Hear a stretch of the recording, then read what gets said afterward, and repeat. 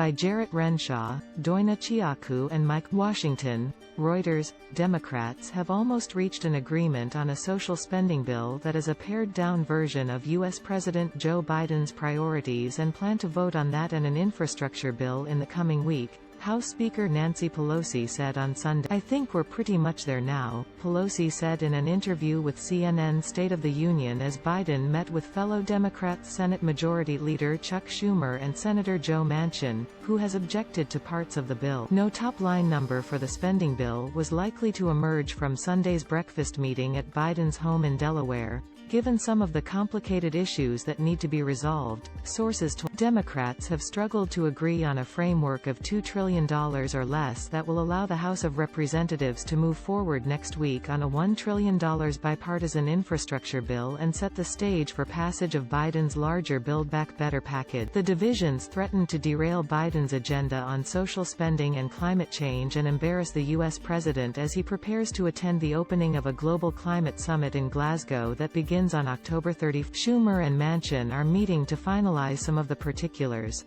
"I am optimistic that we can do that," Pelosi said. Asked if votes on the two bills would be held in the coming week, Pelosi said, "That's the disagreements over the scale of the larger package have held up Biden's domestic agenda, with progressive Democrats in the House refusing to vote for the infrastructure bill, which has already been passed by the Senate, until a deal is reached on social programs and climate." Moderate Democrats, most notably Manchin and Senator Kyrsten Sinema, had objected to the original $3.5 trillion price tag and some provisions of the latter bill. Republicans oppose the measure, but 19 in the Senate voted in support of the infrastructure legislation. The White House is seeking to get Manchin to support roughly $2 trillion in spending, up from Manchin's $1.5 trillion figure, according to two sources familiar with the discussion. The White House and Democratic leaders need the money to help keep the party unified as they slim down the legislation and make painful cuts to party priorities, like Medicare expansion, paid family leave and free community college. Sinema has opposed a hike in the corporate tax rate that had been a main source of funding for the bill, but Pelosi said losing that would not stand in the way of raising the roughly $2 trillion needed to pay for the program. Pelosi said lawmakers have an array of options to fund the spending bill even without the corporate tax rate hike, including better tax enforcement, a so-called billionaires tax and international tax harmonization. Treasury Secretary Janet Yellen said on the CNN program she anticipated no problems in funding the bill.